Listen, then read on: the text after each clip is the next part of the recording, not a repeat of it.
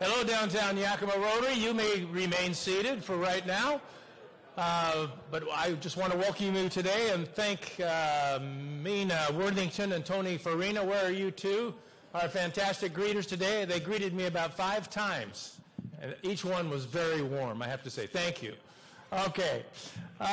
We're going to make an award, or I'm going to hand out an award at this moment to Quinn Dallin, if she can come forward.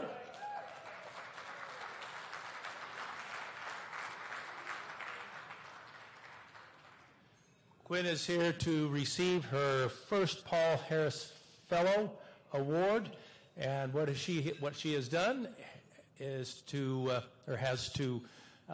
she has contributed $1,000 to the Rotary Foundation, and I have to tell you, we have about 80 awards to hand out the remainder of this year to our Rotarians here who have donated once and as many as 8. So, Quinn, thank you. You're on your journey. Sorry.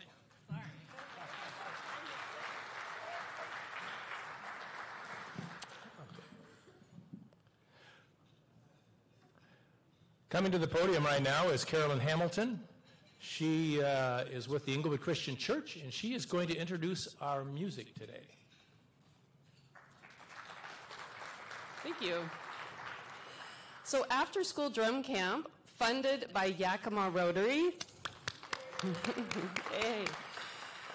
is going on this week. And today we have our teachers, and they're going to perform just a little bit. You're going to get a little taste of what's going on all week with our children. So they are learning about African culture and rhythm. Representing North Africa on the tabla, we have Susu Pampanen all the way from San Francisco. We have Sherry Soretse, and she is teaching the children marimba, and today she is playing the mbira. And she's been teaching us all about Southern African culture. And then we have Afua Kuyate, and she is playing the djembe, and we're learning from her about West African culture. So please give them a round of applause.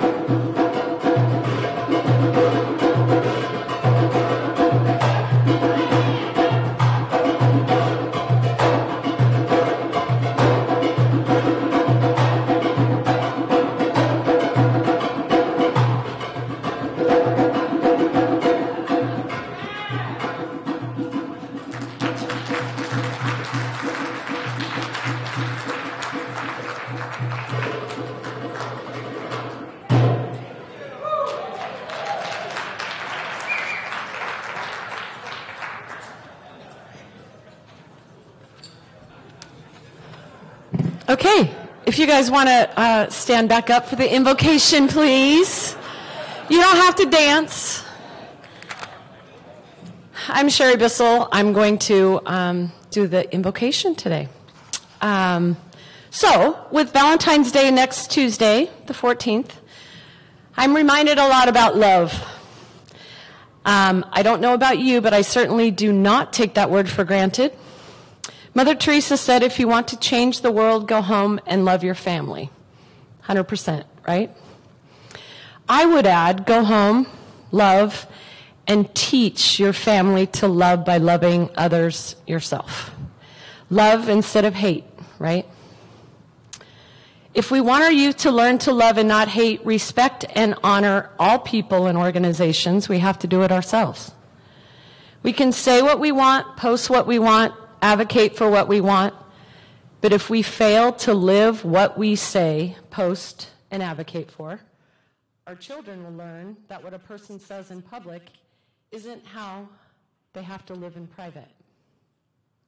Hatred breeds contempt. Love breeds understanding and acceptance. A foundation of love allows us to embrace our differences rather than fear them. A foundation of love makes room at the table for everyone, and everyone gets equal attention and honor. How can we do better? How can we make the world a better place? Love instead of hate. From 1 Corinthians chapter 13, love is patient, love is kind. It does not envy, it does not boast, it is not proud. It does not dishonor others, it is not self-seeking, it is not easily angered. It keeps no record of wrongs. Love does not delight in evil, but rejoices with the truth. It always protects, always trusts, always hopes, always perseveres. Love never fails. Now, if you so choose, please bow your head and pray with me. Lord, we thank you for loving us unconditionally, and we ask you to help us remember to have a foundation of love every day. Thank you for this gathering and the food in front of us, the conversations, the exchange views, smiles, words of encouragement to each other, and most of all, love. In your service we pray. Amen.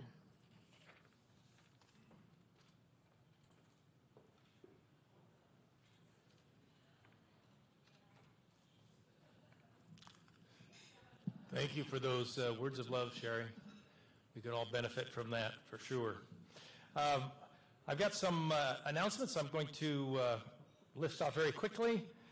Perry Tech Tour is scheduled for the 15th of February from 12 to 1. If you haven't been through Perry Tech in the last decade or two, it's changed a lot, I understand. So you can join me, and Sherry Bissell's going too. So we're going to be there at 12 o'clock on the 15th of February. Sign-ups on this page right here. And then Women Build 2023. This is Habitat for Humanity Women Build. Flyer is on your table. More information to come. But there is a QR code on this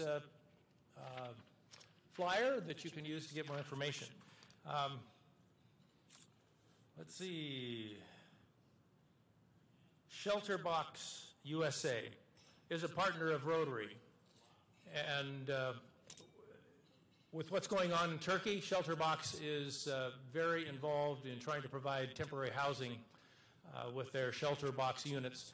And so we do have the opportunity to donate if you choose to do so through Rotary and online. I'm sure you can find them. But there's Shelter Box USA. That is the one connected to us. All right, we have a Black History Member Spotlight from a new member, Rosalind Oglesby.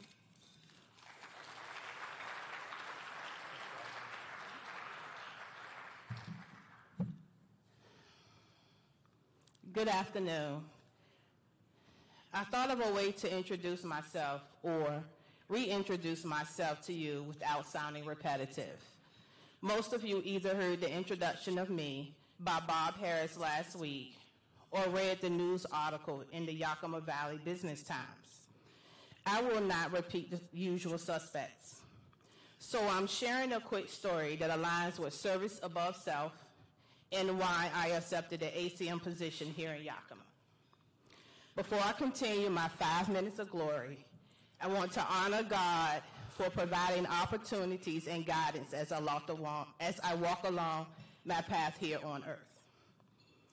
Growing up, my family taught me many life lessons, guiding principles that laid the foundations for which I stand and navigate this path.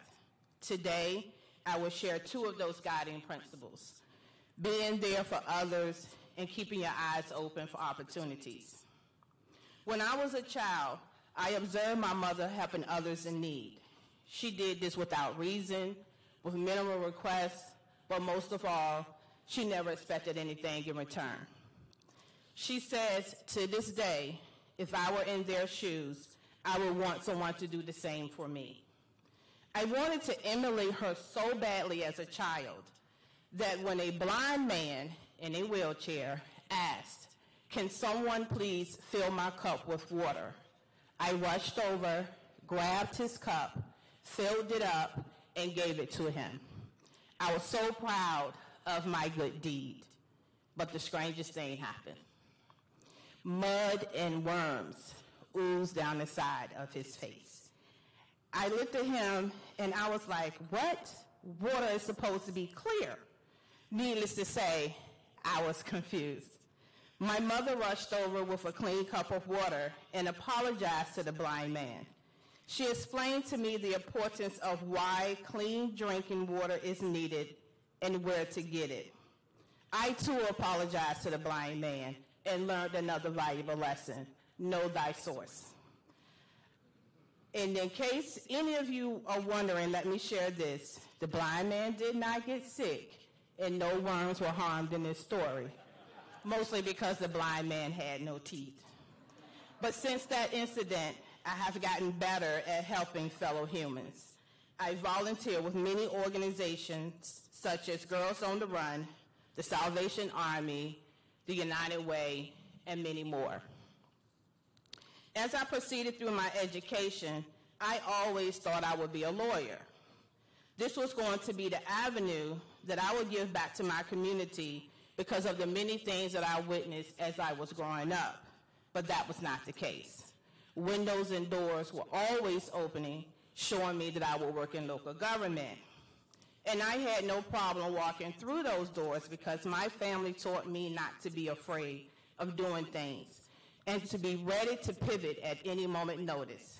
If there's somewhere geographically that you want to go, go. Don't worry about being in a situation that is uncomfortable.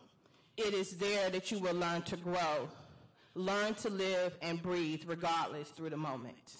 My grandmother, who loves to travel, told me once, and it's somewhat aligned with the theme that you heard here last week, to keep moving because you have plenty of time to rest when you die. So live your life to the fullest. I could share many more stories with you, but there is not enough time. So as I close, I will share with you one of my favorite quotes by Mourning Dove Salish.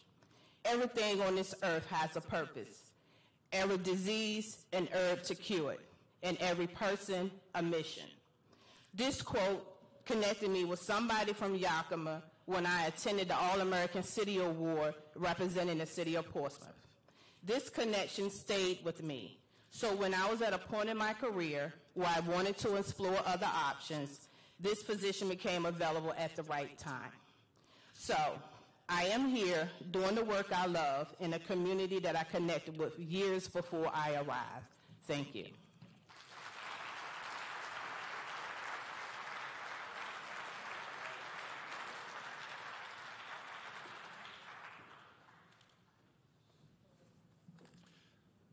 Love those connections. Thanks, Rosalind. Welcome to the club, and we'll look forward to hearing more from you at other times. Let's see. Do we have to do this? President-elect announcement is on my schedule here. Okay. Well, I was given some notes about our President-elect. to help introduce this person so that, yes, board members rise and be noticed and mingle around and wander around and eventually find your subject. But I was given this trio trivia to help introduce this person. And I've embellished it a little bit, just a little bit. So to begin, I have 3 minutes. Oh, everything in 3. That's why it's a trio. So to begin, I have 3 minutes to introduce this person. Born in a year ending in 3. Joined Rotary in a year ending in 3. Asked to be president in a year ending in 3. Is one of 3 children, the middle one. Was married at age 33. 3 new board members were introduced in 2010, and this person will make the 3rd president from that class. Has lived in 3 eastern Washington cities, Spokane, Kennewick, and Yakima, correlated to where the family business had operations. Owned 3 houses, all on Bard Street, 3309, 4210, and 4212. I lived in one of those houses, but not with this person. Attended 3 colleges, Yakima Valley College, Bellevue College, and UW. Is a 3rd generation local business owner, has had 3 Rotary World Community Service trips, Morelia, Belize, Honduras. Is a 3rd generation Rotarian. Grandfather Murch joined downtown Yakima Rotary in 1934, and Father John in 1960. You have 3 guesses to use to identify this person within 3 minutes, but I think it's going to be shorter than that. Our president-elect is one of 3 members who now have a title with the word president in it. And if I don't talk too long, our meeting may even end 3 minutes early. But you can call our president-elect for the 24-25 Rotary year one of 3 names. Jimmy, James, or Jim DeGrasse.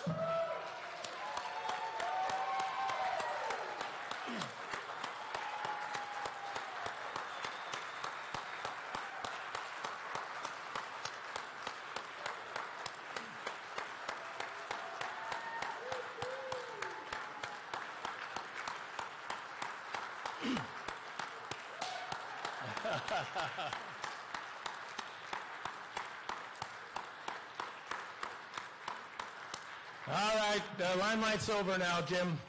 Got to sit down. I would like all the presidents, past presidents in the room to stand just for a moment. All past presidents in this room who've gone before myself and gone before Aaron and Jim. A few of us are still around. Good. Welcome. Thank you.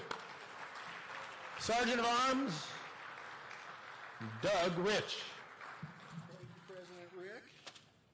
Hey, Jimmy, and then there were none. Congratulations, sir. That is awesome. Hey, by the way, earlier today, I was really tempted to start finding people for the quality of their dance moves. So if you feel so compelled, reach into your wallet. You know who you are. In keeping with President Rick's theme of guess what day it is, guess what day it is? Today is National Pizza Day. A day when we pay humble tribute to a great meal, no matter how you slice it. I never saw such a beautiful meal in my life. And these previous comments were created and approved by Brad Hansen. So our first Sergeant at Arms question for you all. Brad Hansen is best described as A, cheesy, B, saucy, 3, a fun guy. Fun guy? Well, the answer is actually D, all of the above. Oh, you want a pizza me? Fine, that's fine. Well, the origins of the pizza actually go back many millennia to flatbreads with various toppings, and the pizza as we know it today, though, originated in Napoli, Italy, where in 1889, a street vendor celebrated the visit of Queen Margherita by making her a pizza margherita topped with tomatoes, mozzarella, and basil, representing the 3 colors of the Italian flag. Shortly thereafter, Italian immigrants, like my great-grandfather, Pasquale Criscola, a native of Napoli, brought the dish to America, where it has flourished as an American staple ever since. But pizza is actually quite international. For example, in Sweden and Norway, well, let's see. I should talk to our favorite Scandinavian. Why, that would be Harry Hellison. Harry, what do you think they like to put on their pizzas in Scandinavia? Pepperoni. Okay, any other guesses from the table? Sardines, lutefisk, something like that? Well, unfortunately, you would be wrong. Their favorite is the Africana pizza, featuring bananas, curry powder, nuts, and raisins, if you can believe that. So the table can pay $1. About 20 years ago, a major international row was raised when the then Prime Minister of Italy, Silvio Berlusconi, was speaking at a United Nations Food Safety Conference in Helsinki. And he was lamenting the cuisine there, comparing their bland, marinated reindeer to the world-famous cured meats of Parma, Italy. A Finnish pizza chain caught wind of this, and they decided as a joke to offer Pizza Berlusconi, featuring toppings of smoked reindeer, mushrooms, and onions. And it became a huge hit, even winning the international best pizza competition the following year, beating out entries from Italy and America. But closer to home, last week we lost an institution in the pizza world. North Lake Tavern and Pizzeria in Seattle's University District closed their doors after nearly a 70-year run. Yeah, they finally closed. It was due to the health of the owner, who was actually one of the original managers for the original owners. So all the Huskies in the house, please tell me that you graced the doorway of that establishment during your tenure of alleged academic activity at the UW. And if you didn't, you can get your wallet out and pay $1. And I'll waive the fee if you're a lactose-intolerant vegetarian. But how many people have gone to North Lake Pizzeria? All stand, would you please? I would like you all to stand if you would. I've been there as well numerous times, and I really loved it. I did some sleuthing and found that their large meat combo pizza tipped the scales at over 6 pounds. Yeah, the sum of the ingredients come to about 12,000 calories, which is the caloric intake sufficient for 6 days to feed an adult bison. And on the 7th day it rested. So for those of us that did have the opportunity, and I hope you're all standing, if you ordered one of their large pizzas, please remain standing. Okay, if you were only able to consume 2 slices of that, please, at that meal, please sit down. Okay, we got 1 sitting. 2. If you were only able to consume 3 slices before having to call in the medical team, please sit down. Wow. So who's still standing? These are all sergeant-at-arms, right? Oh, goodness gracious. So where were we at 3?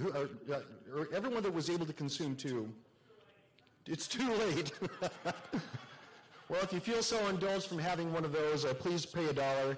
And I guess I'll close everything with a pizza haiku in honor of Garth, our new president-elect. Our waistlines be damned. Meaty goodness awaits, followed by a nap. Thank you.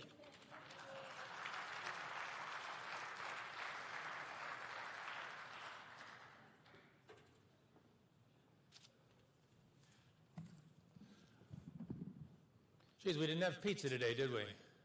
Oh, missed our opportunity. Next we have our program introduction, but before we do that, one thing I forgot to do is I forgot to welcome our guests. So if you are a guest here today, would you please stand and be acknowledged so that we can thank you?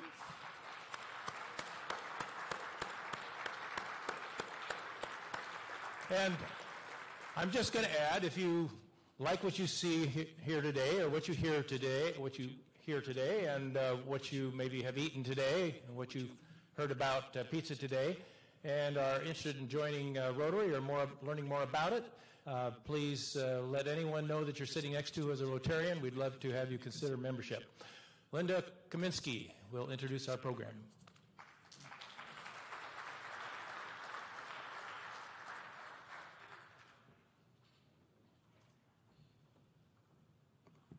Okay. So, some of you may remember our speaker because he spoke to us on October 14, 2021, and it was by Zoom, was during COVID. And his name is Jeff Antonella Slapp, and he is emeritus faculty at the Evergreen State College, where he taught environmental education, natural history, and Native American studies. He retired in 2015.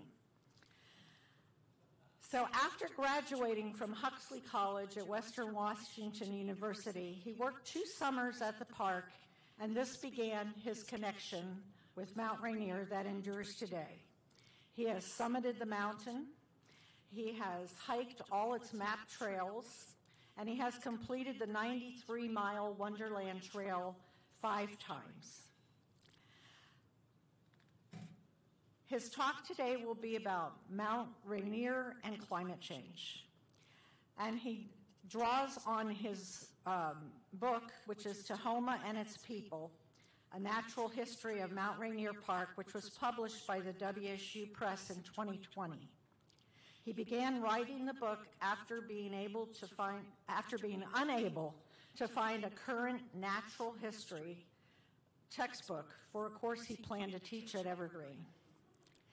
His talk today goes beyond the retreating glaciers and digs into some of the far-reaching effects of climate change. It also draws on 250 days of field work he conducted for the book, many of them in the company of park scientists. So please join me in welcoming Jeff Antonellis-Lapp.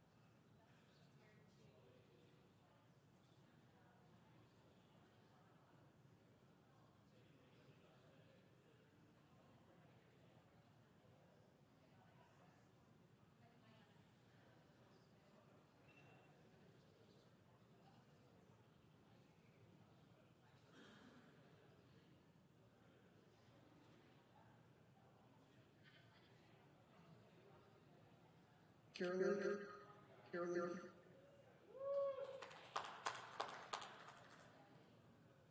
Test. Can they make a big room?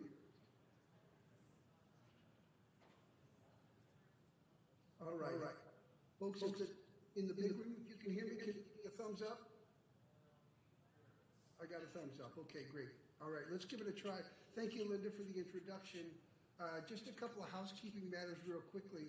It looks like it's pretty bright in your room there, and I have a lot of really interesting images to share with you. So if it's possible to bring the house lights down, it will probably really improve your viewing experience. If anybody knows how to dim some of the lights there, I think you would appreciate it.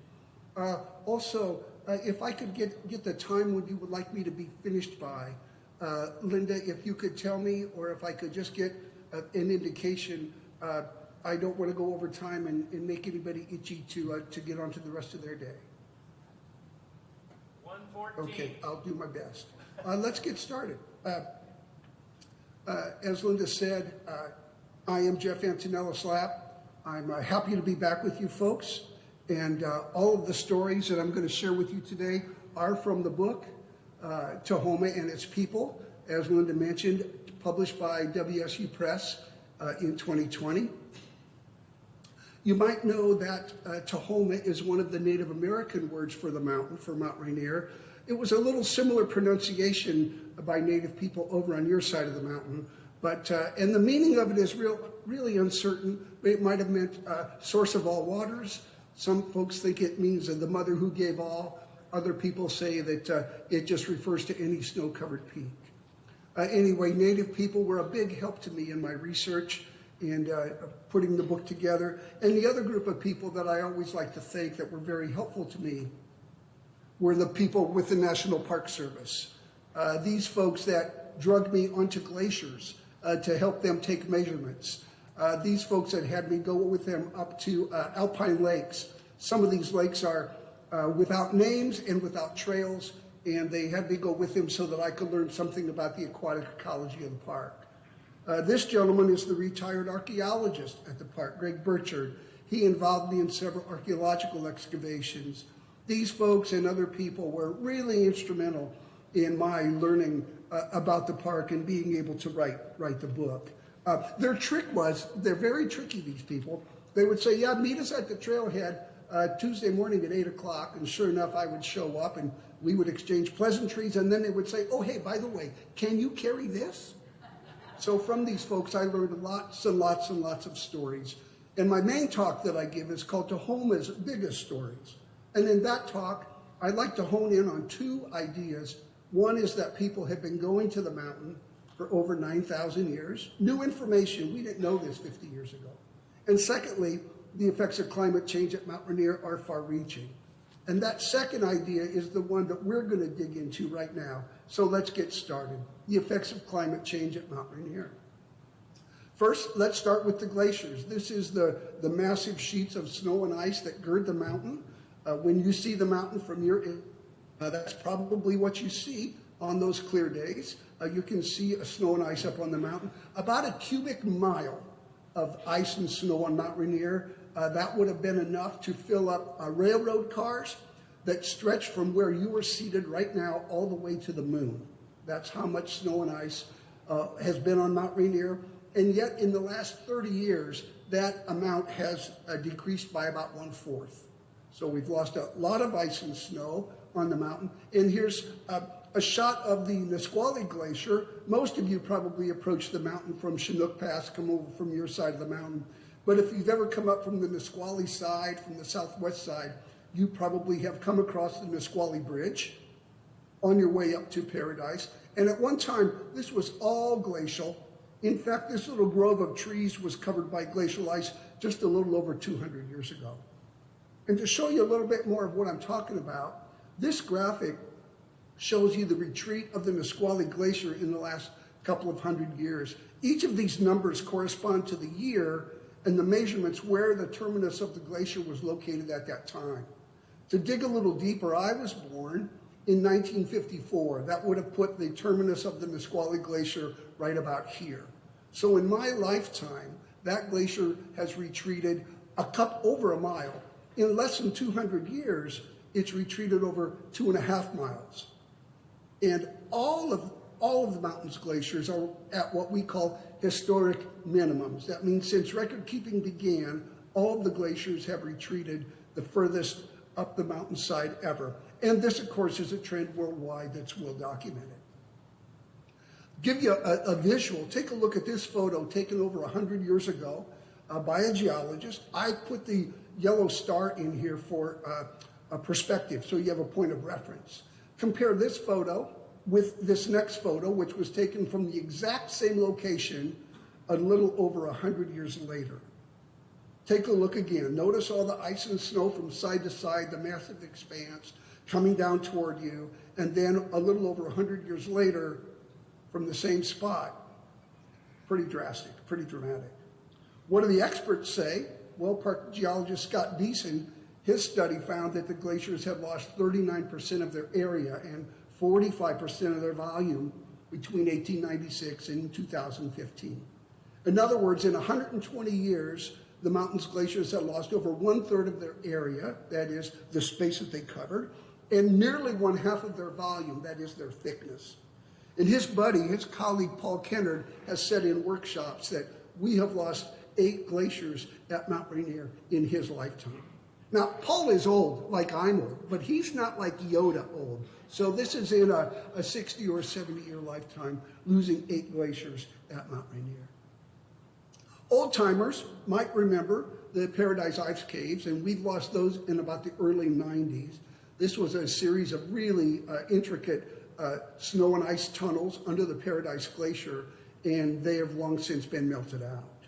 So I think these images alone really are pretty convincing as to the present state of the glaciers at Mount Rainier. So now let's go a little deeper and take a look at some of the other effects of climate change as they've been determined at the mountain. One of the things we want to do is take a look at some of the rivers. If you want to come with me on a virtual field trip of sorts, we're out on the Carbon River now, northwest corner of Mount Rainier National Park. We're looking downriver, just outside the park entrance. And if you look right in front of you, that little triangle of sand and gravel and cobbles, I want you to imagine that most of this material has come down from higher up on the mountain. The gravel and the trees, of course, the logs have come down, for the most part, from behind us, further up on the mountain.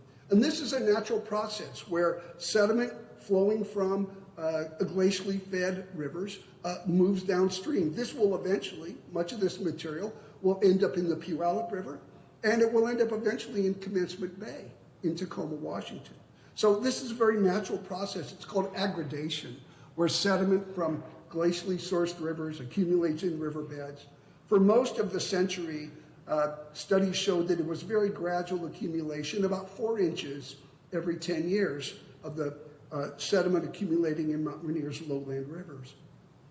Then park geologist Beeson made a startling discovery when he studied some photographs and old maps and took some measurements. In a 10-year period, he found that aggradation had increased by a factor of 9. Suddenly, in a 10-year period, 9 times as much sediment had accumulated in the riverbeds. That's a lot. And how does that happen? Well, think of the ice and snow in the upper mountain as like the glue that holds everything together.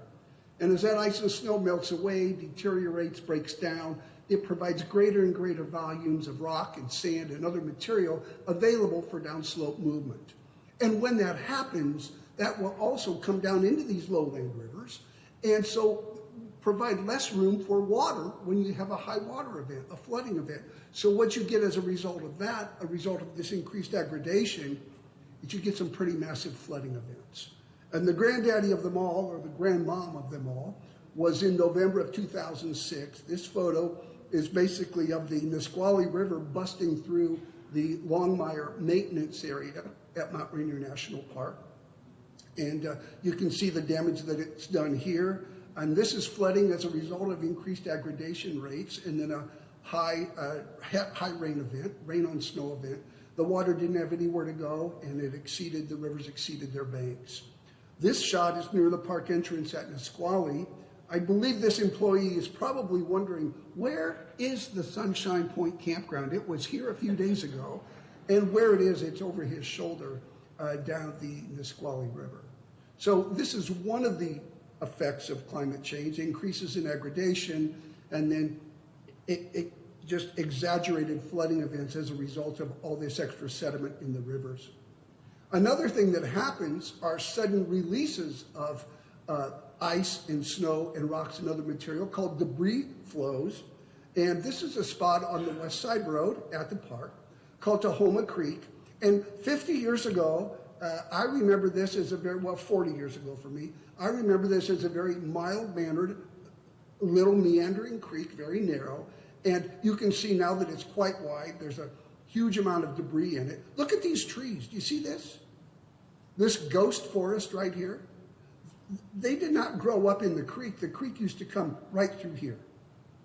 So as the debris flows come down, They need more and more room for the water, and so the creek has expanded its margins. And it has greatly jeopardized the West Side Road, washed it out a number of times. And the park needs to have the West Side Road open for access so that they can do emergency evacuations up that way and also do maintenance and those sorts of things. So there's one really good news story coming out of the talk today. Actually, there's a couple. But this next has to do with all these debris flows that have happened coming down to Houma Creek since the 1960s. Just in one 7-year span, 30 million cubic yards. Well, how much is that? Think about dump trucks, and enough to fill dump trucks bumper to bumper, 2 lines of them, basically from where I'm sitting, that's the math that I did, from here all the way to New York City. That's a lot of debris, a lot of sediment, ends up in the Nisqually River, and much of it ends up in Puget Sound. So the neat project that the park did was they started something called the Imminent Threats Program. They brought in this excavator. This is the West Side Road that you see here. And they dug out the sides of the road. You'll see the creek here in a moment. It's to the left of the photo. What they did was they planted these humongous log bundles, what they call. And so what these bundles serve to do is when the high water comes again, there is a way to slow down the flow. These bundles will slow down the flow of water. The sediment will settle down. And if you can imagine that changing the grade of the creek bed, so actually we'll tip it away from the road. Water will flow away from the road, and that will preserve the road and access for park employees. In this photograph, I want to show you first some of these log bundles. Here's one, here's another bundle, here's a few more down here. And what these folks are doing is a bioengineering project where they installed lots of alder and, I forget the other kind, alder, wasn't cottonwood, anyway, a couple of kinds, willow, alder and willow. They installed just stakes that have grown in, started growing as trees, and that helps to hold the earth in place. So you see now the West Side Road, and with the log bundles and this willow wattle in here, as they call it, to now protect the West Side Road so that access is guaranteed. And it's been working now for a number of years. So definitely a winning project. Beyond the glaciers, beyond aggradation and flooding and debris flows, let's take a quick look at some of the animals affected, plants and animals. The bull trout. I've tromped around in the woods with fisheries biologists, tracking bull trout in the upper reaches of the White River. This is a fish that's protected by the Endangered Species Act, and what I learned was they love really, really, really cold water. And as temperatures continue to rise, it's going to put these fish at greater and greater risk as time goes on. Likewise for the amphibians at Mount Rainier National Park. This is a northwestern salamander. There's about 14 species of amphibians at Mount Rainier, and almost all of them are adapted to very, very cold waters. So again, researchers are concerned that the threat that might be posed to these as water temperatures continue to rise. I've also done research with the Cascade Butterfly Project. And what we're trying to find out at Paradise and up at Sunrise on the mountain is there a relationship between warming temperatures and alpine and subalpine butterflies? In some other regions, what they found is that there's been mismatches. Some of the plants open too early, and some of the pollinators, like butterflies, show up too late, and there's a miss in the pollination process. And this has really been illustrated by folks working in the flower fields at Paradise. Here's a beauty shot, and you've been there in August. You know what we're talking about. One of the most famous flower fields truly in the world in August. But the researchers from the University of Washington, they've been studying plots for a number of years there, and they're finding that some of the wildflowers are opening earlier and staying open longer as a result of warmer temperatures and less snowpack that allows them to pop up earlier in the season. Now, a longer season, more viewing, that sounds like a great idea for visitors.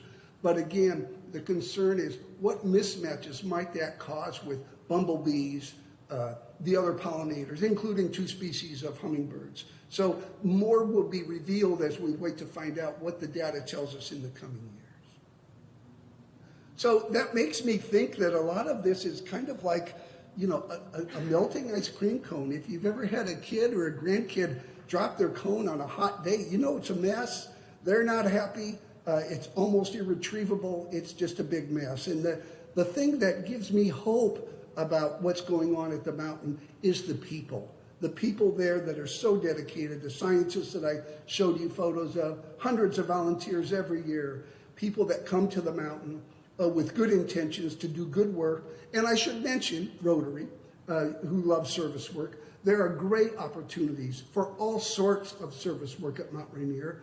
If you wanted to get a group together to do some trail work or to do any kind of work, indoor work, there's a ton of work, and volunteers are more and more in need than ever at all of our national parks, particularly at Mount Rainier.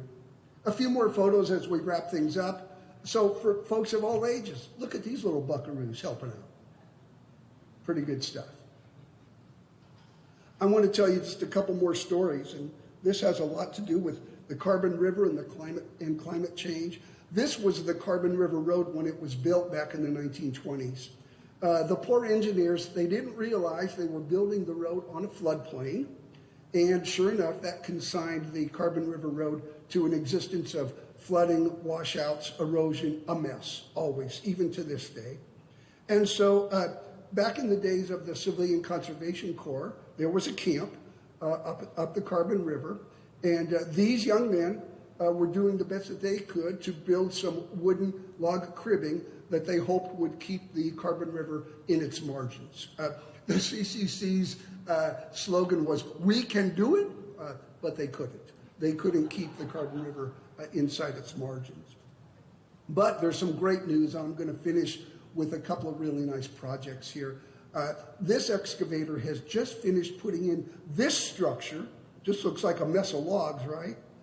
Just has planted each of these logs about 20 feet underground, so they're not going anywhere. Then the excavator has brought in all this other debris so that when the flow is restored to this creek, again, it will work just like the log bundles do that we just talked about up on Tahoma Creek. This log jam will slow down the flow, sediment will be allowed to settle, and that will change the grade of the riverbed and move the water away from roads or structures that need to be protected. The other super great thing about an engineered log jam, and this is near Eatonville at Smallwood Park, these fisheries biologists, they're probably just out goofing around. It's a nice day and they figure, let's get out of the office. Let's go check on the log jams. But the thing that's really cool about log jams number 2 is that they're great habitat for salmonids. So migrating salmon love to come in here because the water is slower. It's a place, it's kind of like a rest area on the highway. They can pull in here, it's quieter, they can escape predators. Usually there are snacks, there are smaller fish there for them to eat. So engineered log jams provide that service to an ecosystem service to the fish in the ecosystem as well. And finally, I think, this is in Ording, Washington, and this was a big deal. This is long stretch here of rock you see. This is the Calistoga Reach Setback Levee. And I didn't even know that a levee could win an award. How does a levee win an award? Well, it did because of its design and its effect. It's running right alongside the Puyallup River. And for years, every year in Ording, people's homes would get flooded, roadways would get flooded, and it would keep emergency vehicles from being able to pass through. So they got all the permits, they raised all the money, they got a lot of federal and state funding, and they put in this setback levee. So that now when the Puyallup floods in the winter, where that water ends up is right here in this riparian area between the river and the levee. And that happens to have a second great effect, and that is that creates great overwintering habitat for salmon. So a real win. So lots of effects of climate change, yes, at Mount Rainier and in the surrounding area, but also some really great projects that are really being overseen by some really caring and wonderful involved scientists, volunteers, and other folks. If you're interested, as I said, most all this has come from Tahoma and its people, and the book is still available from the press, or buy it from your local bookstore for Pete's sakes, or you can get them online. And if you have a few minutes. I'm happy to take questions if you like. Thank you for your attention. It's been a pleasure.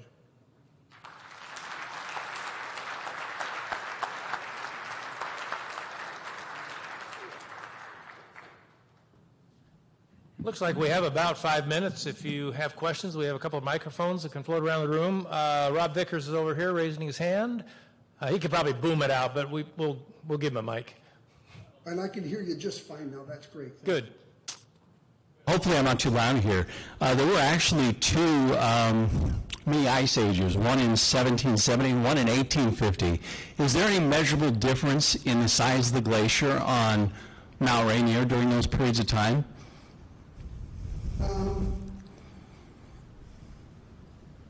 Those years don't come to mind so much as a measurable difference. And I thank you for your question. You really make me put my thinking cap on here. Though not as measurable as like the glacial periods that would have been some thousands of years prior. So in those days, the glaciers would have extended, just from the Nisqually side, it would have been a couple hundred, if you've ever been to Longmire, it would have been a couple 100 feet thick right there. It would have extended all the way to Ashford. Where I live in Enumclaw, that's where I'm coming to you from, the glacier would not have extended all the way to here, but it certainly, the White River and the West Fork, the Winthrop Glacier, and the Emmons would have extended all the way past Greenwater and partway down here. But so far as I know, the years that you referenced, yes, many ice ages, certainly a glacial increase, but nothing that I'm aware of in terms of like how great it would have been compared to today's recordings.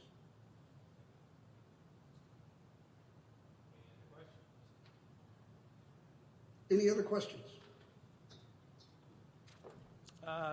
Yes, I think Jerry has one.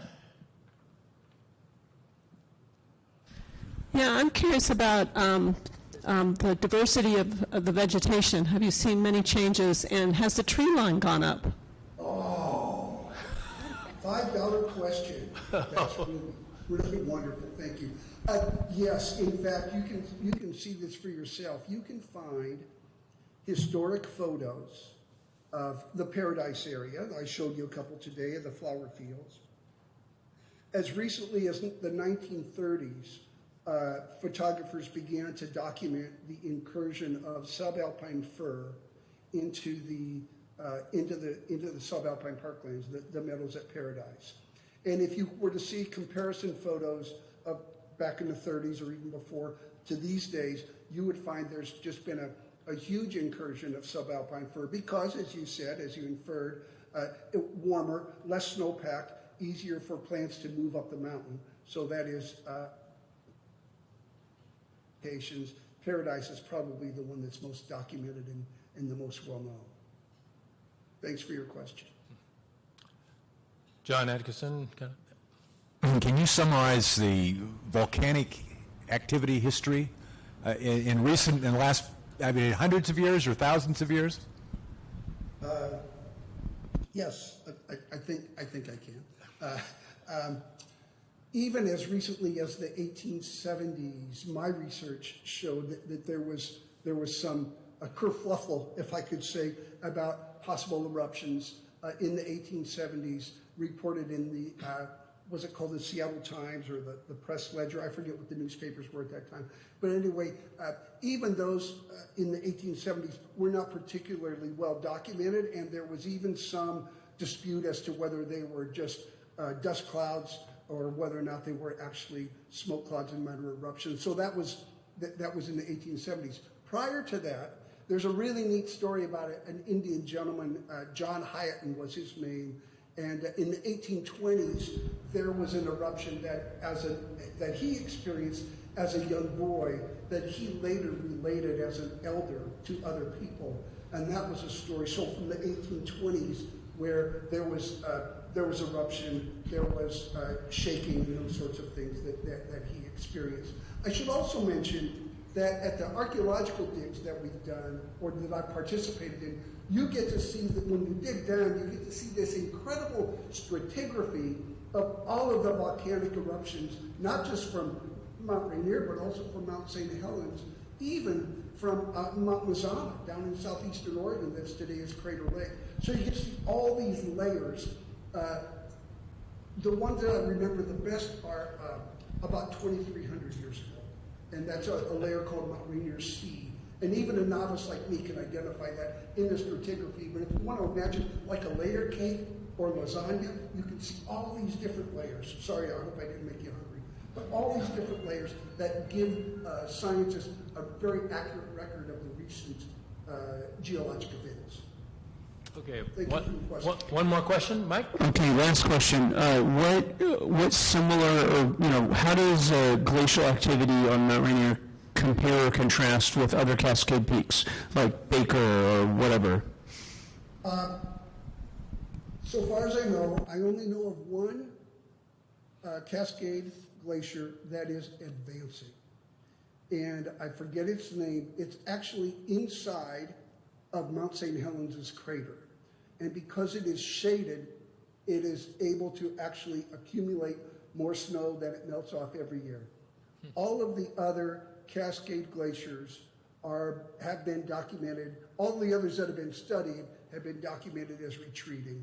And you might have seen just in the news in the last couple of weeks, was it the Hinman Glacier? Not very well known, but popular to Seattle people because it's only about 50 miles east of Seattle. It's in the Cascades on Mount Hinman. That glacier, according to researchers who visited the area last summer, has basically completely dissipated and disappeared, nothing more than a few snow patches.